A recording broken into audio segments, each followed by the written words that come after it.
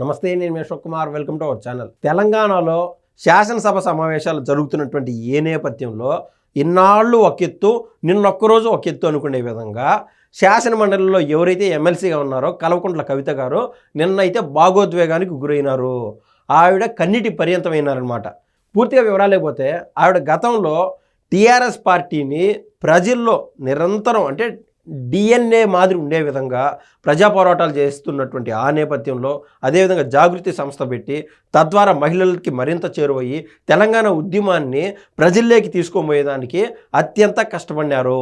కానీ ఎప్పుడైతే కేసీఆర్ గారు అధికారంలోకి వచ్చారో ఈవిడ పడినటువంటి కష్టాన్ని గాలి కుదిలేశారు, కనీసం గుర్తించలేదు.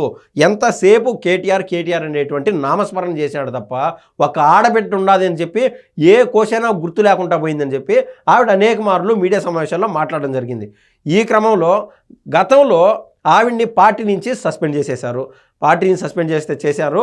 ఇంకా పార్టీ నాకు అనవసరం అని చెప్పి ఆవిడ కూడా పార్టీ నుంచి రిజైన్ చేసేసింది. ఇంకా ఆ పార్టీకి నాకు సంబంధం లేదు, నేను ప్రజా ఉద్యమాల్లో అయితే నడుపుతాను, నేను ఈ ఎలక్షన్స్లోకి పార్టిసిపేట్ చేస్తానా, ఏదన్నా పార్టీ పెడతానా లేదా అనేది నేను ఇప్పుడే ఏ నిర్ణయం తీసుకోలేను, కానీ నిరంతరం ప్రజల పక్షాన అయితే ఉంటాను అని చెప్పి ఏదైతే జాగృతి సంస్థ ఉన్నదో దాని యొక్క మీటింగ్స్ నిర్వహిస్తూ అక్కడక్కడ కమిటీలు ఏర్పాటు చేసుకుంటూ పోతా వస్తుంది.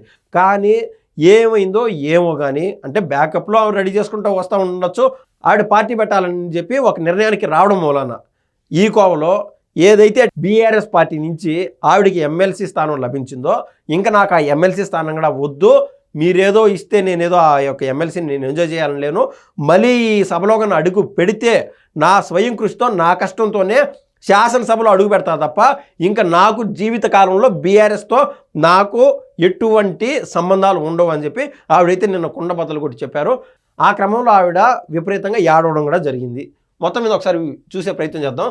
నైతికత లేని పార్టీ బారాస.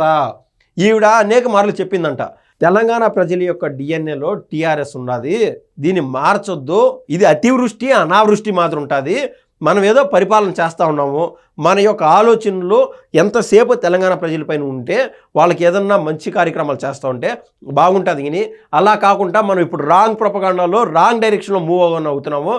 ఏదో పులిని చూసి నక్క వాతలు పెట్టుకున్నటువంటి చందాన సెంట్రల్ పార్టీస్ ఏవైతే ఉన్నాయో అటు బీజేపీ కావచ్చు, కాంగ్రెస్ కావచ్చు, అక్కడ అటువంటి పార్టీలు చూసి కన్ను మిన్ను తెలియకుండా బారాస అని చెప్పి టీఆర్ఎస్ని కాస్త భారత రాష్ట్ర సమితిగా మార్చడం అనేది చాలా పొరపాటు.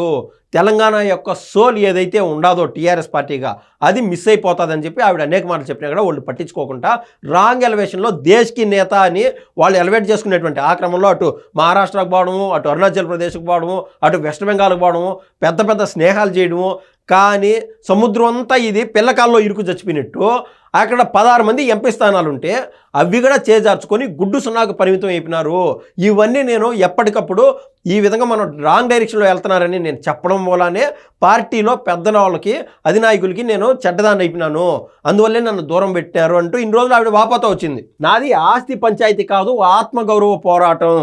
ఇప్పుడు ఇన్నాళ్ళు ఇతర పార్టీలు ఏదైనా ప్రతిపక్షంలో ఉన్నటువంటి పార్టీలు ఇన్నాళ్ళు ఏమంటా వచ్చినారంటే ఎట్లయితే జగన్మోహన్ రెడ్డి గారు కోర్టులో కేసులు వేశారో వాళ్ళ తల్లికి వాళ్ళ చెల్లికి ఆస్తులు దక్కవు, కేవలం తన కృషి వల్లే ఆస్తులు ఆయన దగ్గర ఉన్నాయి, ఆయన సంబంధించినటువంటి ఆస్తులు తల్లికి చెల్లికి దక్కకూడదని ఏ విధంగా ఆయన నిర్ణయం తీసుకున్నాడో అదేవిధంగా ఇప్పుడైతే బయటికి రాలేదు కానీ నిప్పులేందే పొగ ఎట్టరాదు.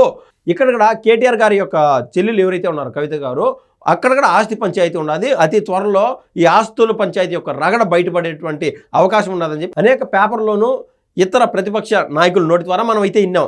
కానీ అది పూర్తిగా తప్పు. నాకు ఏ రోజు డబ్బులపైన వ్యామోహము, దాని యొక్క ఏదో డబ్బులు సంపాదించుకోవాలని చెప్పి ఆత్రం ఏమాత్రం లేవు. అందువల్లనే కదా ఈరోజు ఎమ్మెల్సీ కూడా రిజైన్ చేసేస్తున్నాను. ఇది ఏంటంటే కేవలం సెంట్రల్లో ఉన్నటువంటి కొన్ని పార్టీలు నా పైన కుట్ర చేశాయి, కేసీఆర్ గారి పైన ఉన్నటువంటి కోపాన్ని నా పైకి మళ్ళీ నన్ను ఎత్తుకోమి జైల్లో పెట్టారు. కానీ కేసీఆర్ గారిని ఏం చేయలేదు. ఆ టైంలో కనీసం టీఆర్ఎస్ పార్టీ నాకు సపోర్ట్గా నిలవలేదు. అక్కడ ఉన్నటువంటి నాయకులు ఎవరు కూడా కనీసం పల్లెత్తి మాట కూడా ఇతర పార్టీలను అటాక్ చేయలేదు.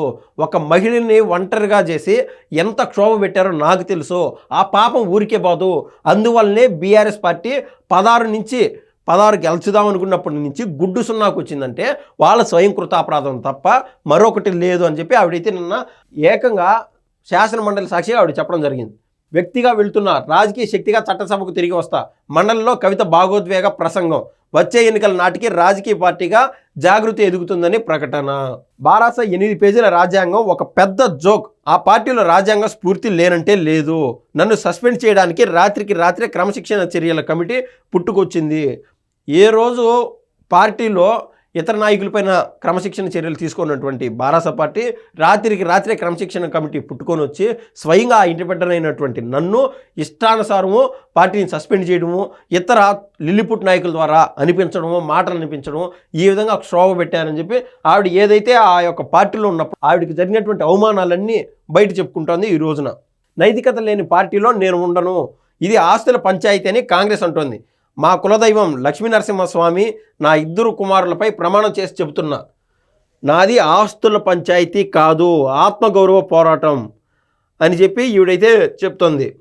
దీన్ని బట్టి ఏమర్థమవుతుందంటే, ఎట్లయితే ఏపీలో జగన్మోహన్ రెడ్డి గారు క్లియర్గా పార్టీలో మరో పవర్ సెంటర్ తయారవ్వకూడదు అని చెప్పి షర్మిలా గారికి ఎంపీ టికెట్ కానీ లేకుంటే ఎమ్మెల్యే టికెట్ కానీ పులివెందల కేంద్రంగానో లేకుంటే కడప కేంద్రంగానో ఆయన ఎట్టయితే టికెట్లు ఇవ్వలేదో షర్మిలా గారికి నెమ్మదిగా పార్టీ నుంచి పొమ్మలేక పొగబెట్టి తరివేశాడో, అదేవిధంగా మాస్లో అంతో ఇంత పలుసున్నటువంటి కవిత గారిని పార్టీని ఏ రోజైనా హస్తగతం చేసుకుంటుంది అనేటువంటి భయంతో మాత్రమే కేటీఆర్ గారు, అదేవిధంగా హరీష్ రావు గారు ఇట్లాంటి వాళ్ళు నన్ను పార్టీ నుంచి దూరం పెడతా వచ్చినారు, పార్టీ నుంచి కావాలనే సస్పెండ్ చేయడానికి ఈ ముఖ్య నాయకులు కారణము.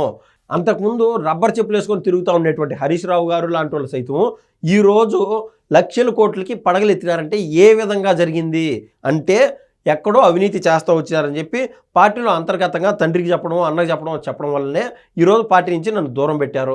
ఇదిగాక అసలు ఔటర్ స్ట్రక్చర్లో గత 20 సంవత్సరాల నుంచి ఒక వ్యాపారవేత్త ఆ రేంజ్కి ఎదగకపోతూ ఉంటే, అంటే ఏ రోజుకు ఆ రోజు అన్నట్టు చిన్న స్థాయి వ్యాపారవేత్తగా ఉన్నటువంటి అతన్ని తీసుకొచ్చి కేటీఆర్ అండ్ కేసీఆర్ గారు దగ్గరుండి కాళేశ్వరం ప్రాజెక్ట్ అప్పగించి ఆ యొక్క ప్రాజెక్ట్ కట్టేదానికి, తద్వారా ఆ యొక్క వ్యాపారస్తుని లక్షల కోట్లు పడగలెత్తేదానికి వీళ్ళు సహకరించారు. తద్వారా ప్రపంచ స్థాయి లేఖల అత్యంత రిచెస్ట్ పర్సన్స్లో అతను టాప్ 10లో ఉండడానికి కారణం కేవలం కేసీఆర్ గారు, కేటీఆర్ గారు అని చెప్పి ఈవిడ నెమ్మదిగా లీకులు ఇచ్చుకుంటూ వస్తుంది. ఆత్మగౌరవ పోరాటం అంట ఇక్కడ నుంచి వ్యక్తిగా వెళ్తున్న రాజకీయ శక్తిగా చట్టసభకు తిరిగి వస్తా, వచ్చే ఎన్నికల నాటికి తెలంగాణ జాగృతి రాజకీయ పార్టీగా ఎదుగుతుంది, ఒక ఆడబిడ్డగా ముందడుగు వేస్తున్న ఆశీర్వదించండి అని చెప్పి ఎమ్మెల్సీ తెలంగాణ జాగృతి అధ్యక్షురాలు కల్వకుంట్ల కవిత అన్నారు. శాసనమండలిలో సోమవారం కవిత అయితే భాగోద్వేగంగా మాట్లాడినారు. మొత్తం మీద ఈవిడ పార్టీ పెడితే తెలంగాణ జాగృతి అనేటువంటి పార్టీనో లేకుంటే ఏదన్నా పార్టీలో మార్పులు చేర్పులు రావచ్చు పార్టీ పేరులో, అయితే ఈవిడికన్నా పార్టీ పెడితే ఏ విధంగా అయితే ఆంధ్రాలో వైఎస్ షర్మిలా గారు పార్టీ పెట్టినప్పుడు జగన్మోహన్ రెడ్డి గారికి అంతో ఇంతో డ్యామేజ్ జరిగిందో, ఇక్కడ తెలంగాణలో అంతకు మించి డబల్ ఆర్ ట్రిపుల్ డ్యామేజ్ ఆటోమేటిక్గా జరుగుతుంది. ఈవిడ పూర్తిగా కసిపెట్టుకున్నారు.